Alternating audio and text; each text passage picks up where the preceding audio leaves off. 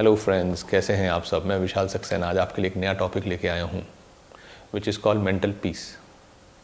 Mental peace एक हमारा common goal है जो हर एक इंसान उसके पीछे दौड़ रहा है। चाहे आपके सबके अलग अलग गोल्स होंगे, मगर मेंटल पीस, शांति सबको चाहिए। और हमारी शांति जो जिसके लिए हम हमेशा खोज कर रहे हैं, उसके बीच में एक रुकावट आती है। वो हम खुद, हमारे अंदर से ही वो रुकावट है, किसी ने बनाई नहीं है।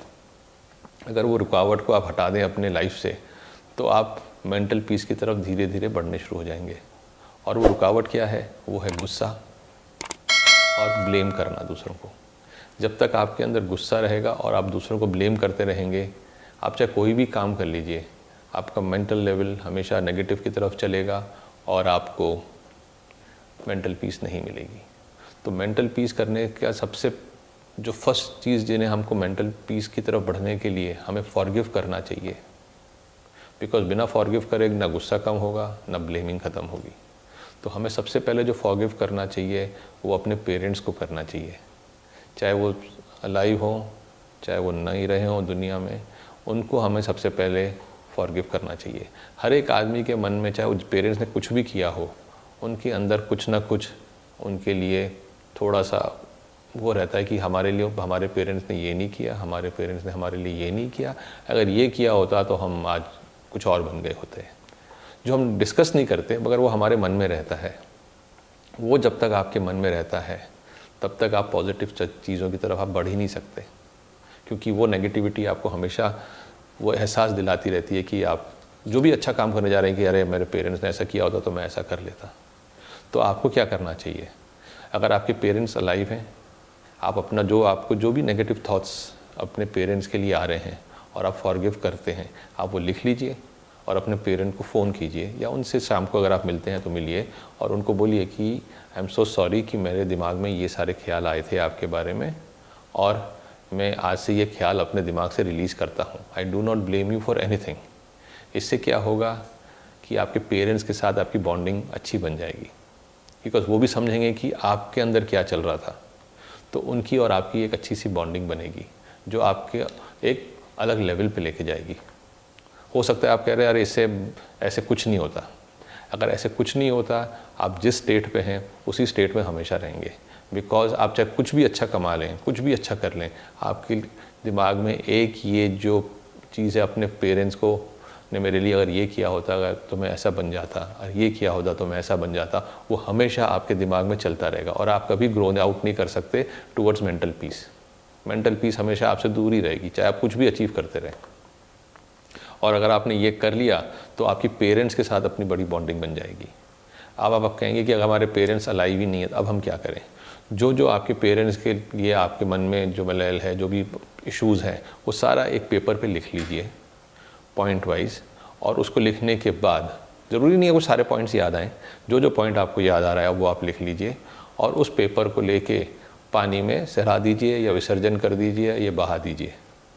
एंड विद अ प्रेयर कि जैसे कि you are now forgiving your parents for whatever you had in mind. आपके दिमाग में कुछ भी था, आप वो फॉरगिव करके आप ज़िंदगी में आगे बढ़ रहे हैं। तो उससे क्या होता है कि आपके दिमाग में एक रिलैक्सेशन आता है, आप रिलैक्स फील करेंगे, आप बेटर फील करेंगे कि चलो मैंने अपने पेरेंट्स के लिए जो भी मेरे मन में था वो मैंने लिखा, क्योंकि लिखने से सारे इमोशंस बाहर आएंगे, और मैंने दे दिया अपने पेरेंट्स को थैंक यू करके। बिकॉज वो जो पेरेंट्स की वजह से है आप आज इस दुनिया में हैं। अगर पेरेंट्स नहीं होते तो आप इस दुनिया में नहीं होते। So that is one of the best gift they have given you. So उस गिफ्ट को ध्यान में रख के आप ये कीजिए। और दूसरा आदमी जो आपको अपने आप को, अगर आपको आगे बढ़ना है, वो अपने आप को आप ना ब्लेम कीजिए ना गुस्सा कीजिए। बिकॉज क्या होता है कि हम ज़िंदगी में अपने आप को भी बहुत जगह पे ब्लेम करते हैं, चाहे वो रिलेशनशिप हो चाहे कुछ भी हो। रिलेशनशिप में अगर 90% किसी और की गलती है तो 10% आपकी भी गलती होती है। तो मैं अभी आपको ये दोनों चीज़ों में कैसे आपको लोगों से मेंटल पीस की तरफ जाना है वो मैं आपको बताता हूँ।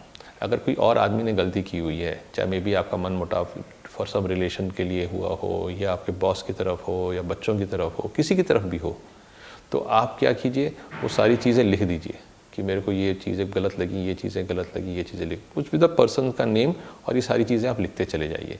जब आप ये सारी चीज़ें लिखते चले जाएंगे आपके इमोशंस आ जाएंगे। या फिर उस लेटर को लेके आप उनको पोस्ट कर दीजिए या ईमेल कर दीजिए।